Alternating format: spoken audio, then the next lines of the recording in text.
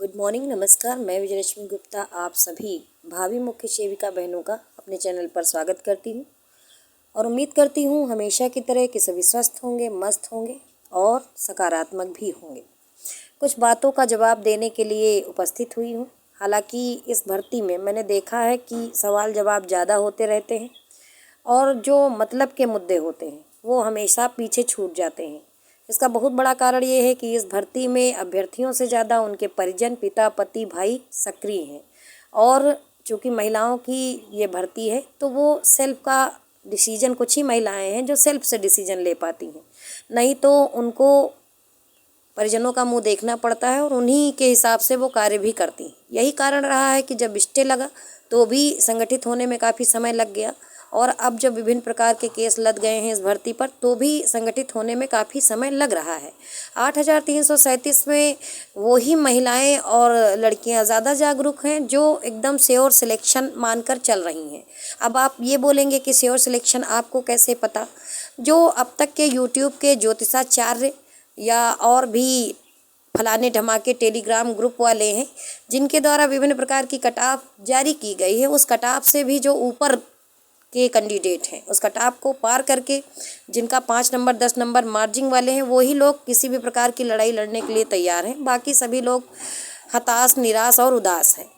परंतु कोई बात नहीं, संघर्ष करने वाले लोग निकल ही आते हैं। संघर्ष करने वाले लोग मुट्ठी भर ही होते हैं। कुछ अराजक तत्व हैं जो इस भर्ती को किसी भी कंडीशन में होने नहीं देना चाहते हैं, परंतु मैं फिर कहूँगी कि उनके करने से कुछ होगा नहीं।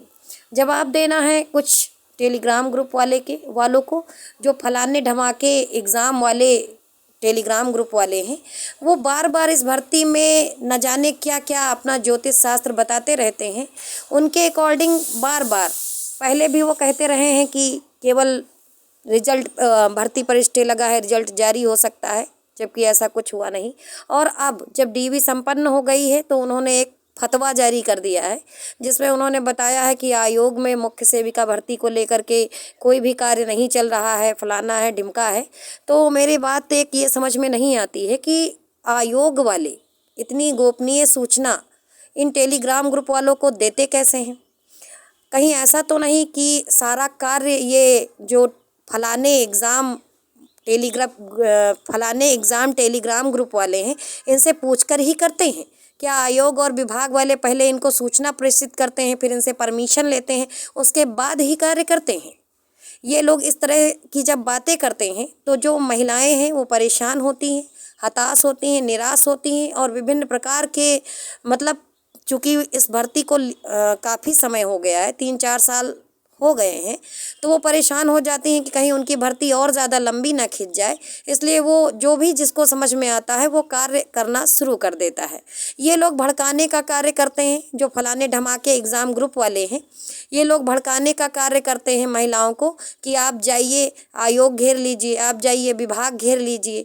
जब मामला कोर्ट में लंबित हो जाता है तो चीज़ें कोर्ट से सॉल्व होंगी, ना कि धरना से, ना कि योगी बाबा जी से मिलने से। इसके पहले भी कई बार जब लड़कियां बराबर माननीय मुख्यमंत्री जी से मिलती रहीं तो मुख्यमंत्री जी के द्वारा भी ये बात कही गई कि कोर्ट का मामला है, माननीय कोर्ट, क्योंकि सर्वोच्च संस्था कोर्ट है, वो जो डिसीजन लेगी उसी के हिसाब से काम होगा।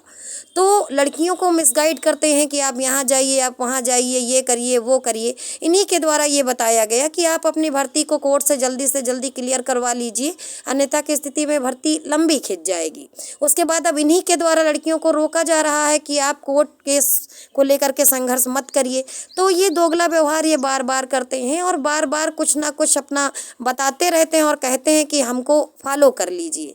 उसमें कुछ हैं भी लड़कियां, मतलब लड़कियां भी ऐसी हैं जो इनको फॉलो कर लेते हैं। एक ताज़ा उदाहरण देंगे, हमारे कमेंट बॉक्स में एक मैडम है, उनका मैं स्क्रीन पर लगा रही हूँ मैसेज स्क्रीन पर।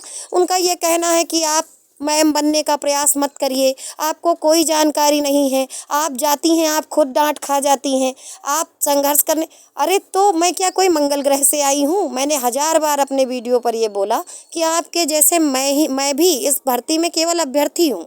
मैं कोई नेता मंत्री नहीं हूँ, ना मुझको कोई लीडर खेलना है, ना ही मुझे इस भर्ती को लेके प्रसिद्ध होना है। मेरी एक सीट है, मैं अपनी एक सीट के लिए संघर्ष कर रही हूँ, वो भी मुझे मेरी योग्यता के आधार पर मिलेगी। ना कि मेरे लीडर बनने से मिलेगी, ना ही मेरे यूट्यूबर बनने से मिलेगी। अगर मैं एलिजिबिलिटी क्राइटेरिया पार करती हूँ, अगर मेरे नंबर अंतिम कट ऑफ जो चयन लिस्ट जारी होगी उससे ज़्यादा होंगे, उसके बराबर होंगे, तो ही मुझे सिलेक्शन मिलेगा। ऐसे में आप आकर के इस तरह के मैसेज करते हैं कि आप जो बताती हैं वो सही नहीं होता है, तो मैंने दावा ही कब किया है? मैंने अपने प्रत्येक वीडियो में सिर्फ मात्र संभावना जताई है, संभावना जताई। अगर आप किसी पर भरोसा करते हैं और वो बंदा गलत निकल जाता है तो उस बंदे की गलती नहीं है, आपका चुनाव गलत है।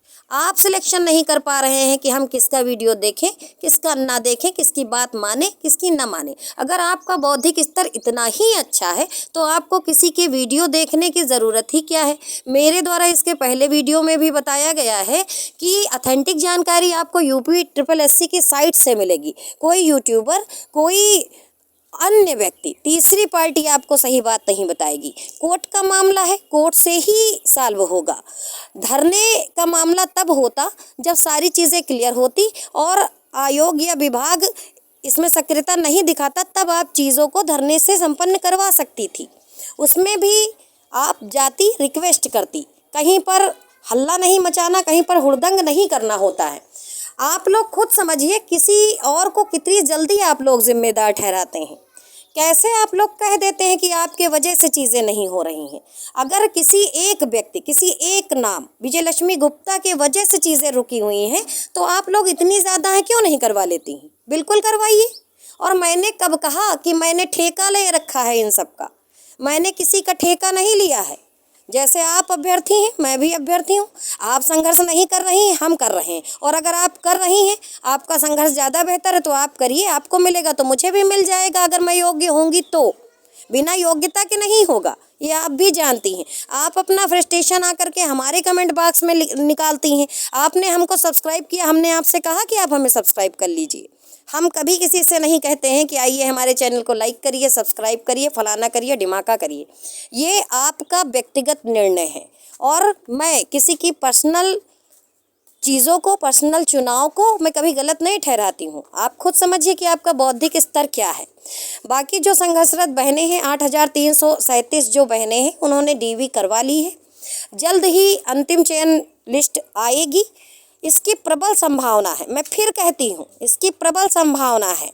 चीज़ें कोर्ट में चली गई हैं तो ये भी एक बहुत बड़ी बात है, क्योंकि जब भी चीज़ें कोर्ट में जाती हैं तो अगर आप संघर्ष नहीं करेंगे, संगठित नहीं होंगे तो बहुत हद तक ये चीज़ें फंसती हुई नज़र आने लगती हैं। यही कारण है कि लड़कियां परेशान हो जाती हैं जब फलाने ढमाके ज्योतिषाचार्य लोग नकारात्मक बातें भर्ती को लेकर के करने लगते हैं और लास्ट में लिखते हैं हमको फॉलो कर लीजिए। किस लिए फॉलो कर लिया जाए? आपकी नकारात्मक सड़ी सोच के लिए फॉलो कर लिया जाए?